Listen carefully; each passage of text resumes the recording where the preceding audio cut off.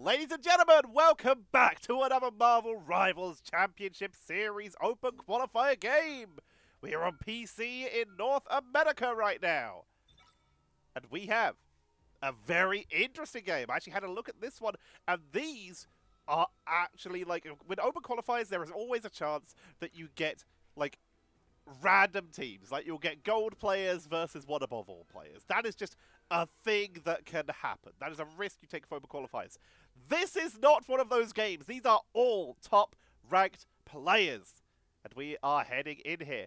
On the left, we have Les Aimants. I'm sure I'm pronouncing that one wrong. They're on defense of Symbiotic Surface. And on the right, it is Shikigami, which after these qualifiers happened, it was announced that they have been picked up by FlyQuest. So they've got an org team in here as well. Very cool to see.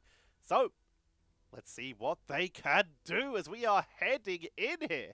I will also tell you, I did have a peek. I did spoil myself. One of these teams went 10-0 in their qualifier games. One of them went 9-1, if that tells you the strength level of these teams. So, Wolverine, Doctor Strange, and Loki getting banned away so far. Last ban, going over to Les Mons. I'm absolutely going to keep butchering that pronunciation. Hela and Groot are the first protected characters, and Venom gets taken out here. NA in Season 0, they loved their Venom. They loved those backline dives. Venom and the Magneto was like the go-to combo. Just diving the backline with Venom and harassing the front line and protecting Venom with those Magneto shields. Let's see what we go for here. Looks like we're seeing a lot more Groots. So far, these teams look pretty identical. Ah, there we go. Now we're seeing a little bit of difference. Nope, actually, we are still the same. Pretty sure we got 2 Lunas, we got 2 Magnetos, we got 2 Groots, we got 2 Invisible Womans, we got 2 Hellas, and we got 2 Namors. We do have a swap out, though, with Zelos going to be swapping over to the Rocket Raccoon here, but that is, I believe, to just give their team a little bit of armor with the Rocket's Packed Lunch strategy. All right, let's introduce our players. On the left for Les Amos on defense, it is going to be Jibori on the Lunar Snow, Cyber playing Magneto, Chuckles Shaha. Oh, sorry, Chuckles Haha. That would make more sense. Playing the Groot. Skier will be playing on the Invisible Woman.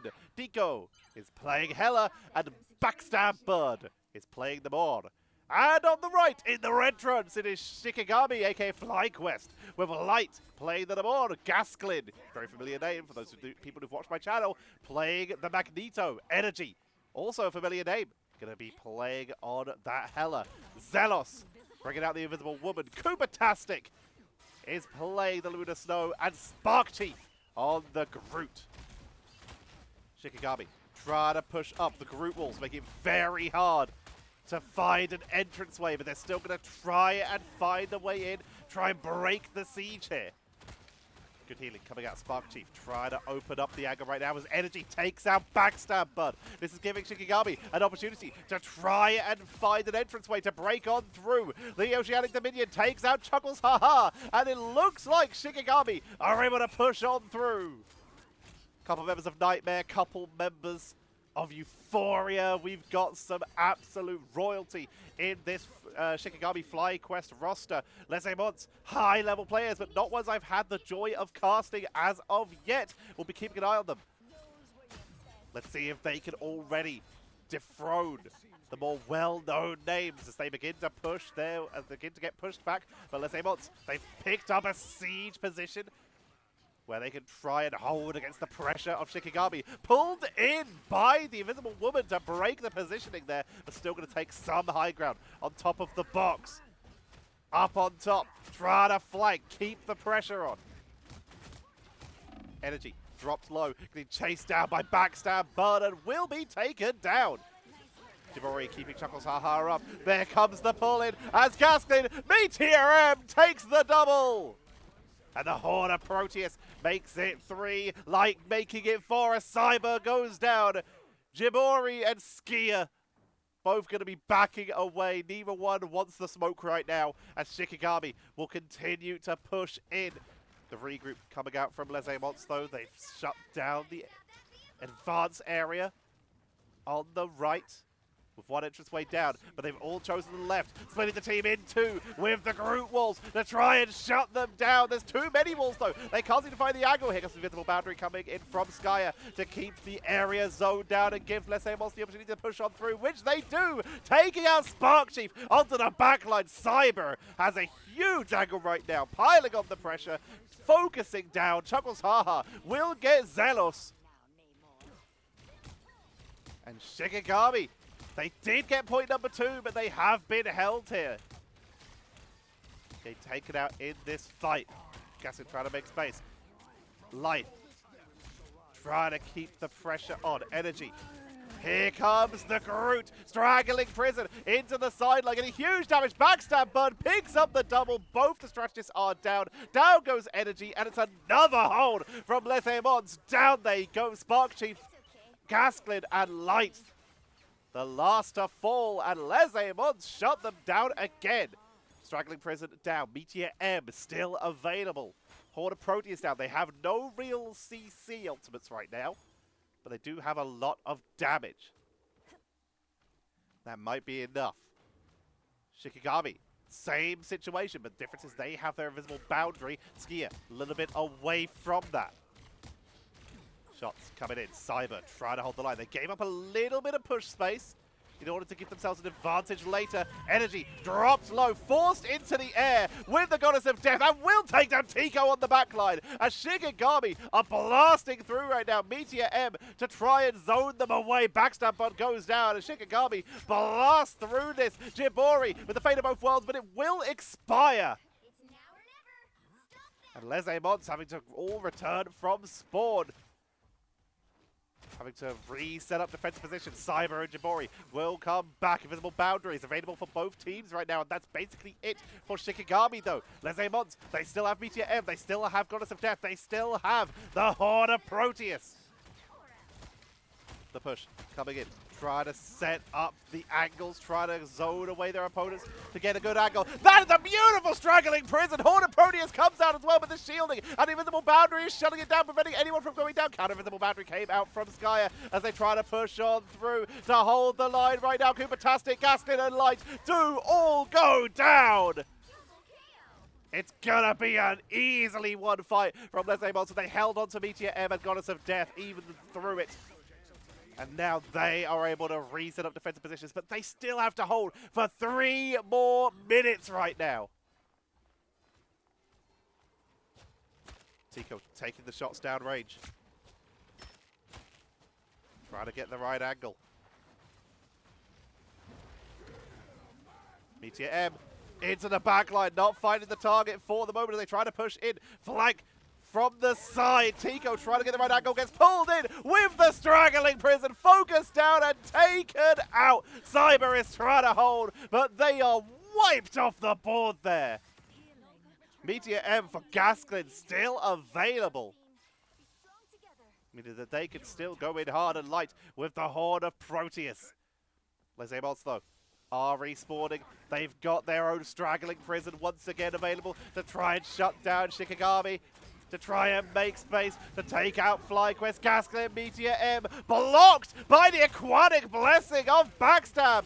Really nicely done there, but into the sky. Tico will drop out of that Goddess of Death, allowing Energy to head up and try and zone, but the terrain is blocking them there. Invisible boundary, zoning them away. That is a great pull into the Horde of Proteus, but is it enough damage to finish anyone off? Shikigami are trying to hold, but they're going down one by one. They've got 1 minute and 30 left, but they will fall. Energy, one of the last to fall, did get elimination onto Tico in the meantime, but Les Aimants holding with another straggling Prison. Light still held onto that Horde of Proteus, though. They're still going to try and make it happen. They've got 1 minute and 15 seconds left. Essentially 1.5 pushes if they all swap to quick rollout characters to try and rush the point. They'd have a chance to do such a thing. Obviously, Dominions to lead out cleaning out the first spawns of the opposing Namor. Like, has the angle. Cyber with Meteor M gets the shield from the Invisible Woman, but it will go down. They're trying to hold it. Energy taken out so quickly. Mini numbers advantage right now for Leslie and Mons. Pushing through. Cyber is trying to hold the line. Straggling Prison from Sparkteam onto the backline. Walls coming. Horror Proteus from Light, though, gets the double. And with a fade of both worlds, they're in serious trouble right now. Cyber dropped the Meteor M, but the counter is coming in from Gasklin on top of the Groot, who will sustain through for the now, but can't hold all the entire time. And Shikigami FlyQuest are starting to creep on in. 3.87 meters left to go with 12 seconds remaining. The rollouts from Mons coming in, buying time. Groot's on the way with Straggling Prison. Energy goes down. Gasklin is dropping low. He goes down. And we're starting to see Mons. They're turning around. Straggling Prison to try and break it. But that's another invisible boundary coming out from Zelos to keep this defense going, to keep it pushing in. Shikigami, they're trying to keep the push going with all that healing. Fate of both worlds does expire. No other ultimates left. Gaston swapped to Captain America so they can try and rush on in. Spark Chief has their own Straggling Prison right now, but they're holding on to it until their team arrives so they can try and get one big one, but they're pulled off the point, trying to hold the extra overtime. Horde of Proteus takes them down, but Gasklin charges in, has made the point to delay, to buy the extra time. Here comes the invisible boundary from Skier. Kumatazing and Spark Chief go down. Light goes down. Gasklin is falling. They go down, and Energy is all that's left. Gets onto the point, taken out by the summons from the Mordo. Held before point number 3, 2 and 138 meters by Shikigami. The team, also known as FlyQuest, tried to rush it, tried to push it. These mirror match teams, but this composition, Groot, Namor, its defensive capabilities, very hard to break here. Invisible Woman, also incredible on defense. Not saying it's bad on attack, it's amazing on attack, as we just saw. But the fact they had the shorter respawn distance, they were able to get back in. Strange bad out, as you would expect on this map, because the walking distances are so long. Let's see if Mons can push in even further than Shikigami. Are we seeing any roster changes? The answer is no. Meaning Shikigami are now going to be the ones moving on to a defensive position.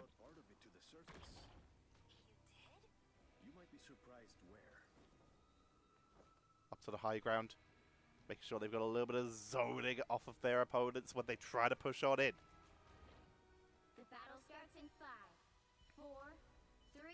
High pressure situation between these teams right now. All you need to do is capture the mission area. It's a long distance they have to make. Unless Mons. They now have to be the ones to force the issue. To push on in, and they are going for a wraparound play. Spark Chief will spot them here. Creeping their way forward, up onto the stairs. You can see Shikigami reacting very quickly, all coming in to try and break this front line. Look at how patient Cyber is with the shields right now. Knowing they have enough healing to tank on through, shields to basically mark, hey, I need healing. Give themselves time to be sustained back up against it down to the low ground. As they are being forced back, they decide to rotate through the low ground and still try and force their way onto the point, getting dropped low. Self-shield once again. Retreating, focus down, chase down. They escape before the Groot wall gets them, and now they are weirdly in the defensive position, trying to hold the point as Shikigami trying to push their way in. Mons trying to focus down. The Namor abilities are doing huge damage to those Oceanic Dominions right now. Fate of both worlds comes in from Jibori. Zelos and Goopatastic go down. Straggling Prism from Spark Chief and the Horde of Proteus to try and break it. But invisible boundary just as the Fate of both worlds ends. And Mons will break through and take point number 1. Beautiful rotation there. Really struggling. They struggle to find point number 1. They don't force it until they get eliminated. They adjust. They move through the next door together. The power of communication and teamwork. Skier using the fact they are Invisible Woman as a scouting tool, seeing where the opponents are set up for the defenses, being the vanguard to see where everyone is and maybe even re-engage and get the first chunk of damage out. In the meantime, Backstab Bud has set up quite a few zoning abilities. Horn of Proteus came out, not enough damage though. Horn, not enough to block the Meteor M, but it's not enough to finish anyone off either. Chuckles, ha ha ha. Trying to move on forward. Has the straggling prison, being patient with it. They're kind of being attacked from both sides though. The healing output is good. Straggling prison onto the backline. Wall comes out. Huge damage. That's a big chunk of healing though. Coming in from the Fate of Both Worlds, which is going to shut down the push of Mons as Shikigami. Shikigami hold it, turn it, and will defend. 4 minutes to hit point number 2. Remember, it's basically impossible for a tiebreaker here. I don't know if it is actually possible, or is it just the random numbers won't allow it. Pushing forwards. Trying to break that frontline Spark Chief. Dropping low. There comes the invisible boundary from Zelos to make space. That's a straggling prison. Onto 4 members. Horn of Proteus with the Groot Wall. Gives them enough space and zoning. And we're seeing Mons holding for the moment as they keep trying to push on forward. Goddess of Death available for Tico, and Energy. Tico dropped so low, gets away to the healers as Energy takes to the sky, trying to damage through the Fate of Both Worlds, but they are taken out and drops down. Jibori buying time, gassing back into the Meteor M, not enough to break the damage output here. Zoned away with the walls, trying to get onto Chuckles, haha, as the Goddess of Death focuses them down, and Tico takes another 2 eliminations. Shikigami full on down here as Mons push on through.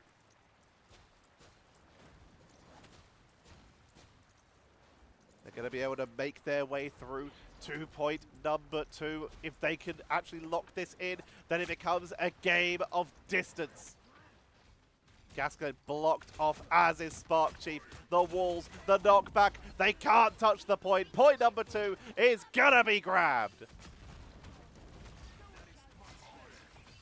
Mons pushing in. Getting the healing output. Chuckles, haha, with a straggling prison. Fate of Both Worlds from Cooper-tastic for the counter. Spark Chief now has their own straggling prison, trying to push on in. Finds a big chunk of enemies, but is choosing not to use it yet. They've already won the fight. Hold on to it. Energy takes out a double, making a triple. And Shikigami will back away.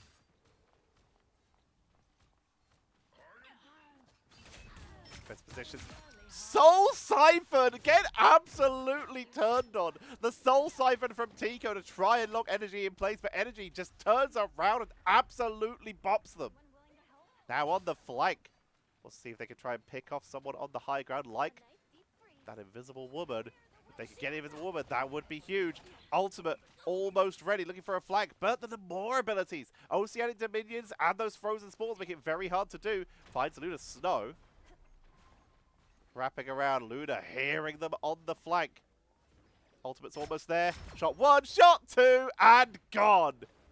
And now Energy is in a rough position for the members of Mons. Where's Luna Snow? Jibori. They see him, just going to attack from in base, bro. No reason not to. The more with the Oceanic Dominions drops it down to 44. Gonna try and chase him. Luna diving in. It's the 2v1. They get him. Astral Flock trying to get away. Energy. No way. I was about to say if they won that throw. That was a great attempt there with the straggling prison. But while this is happening, Mons, even though they've been 2 members down, they're still pushing in right now. They're still making space. And now Tico is making all these pickups as they head towards the finish line. Wall set up.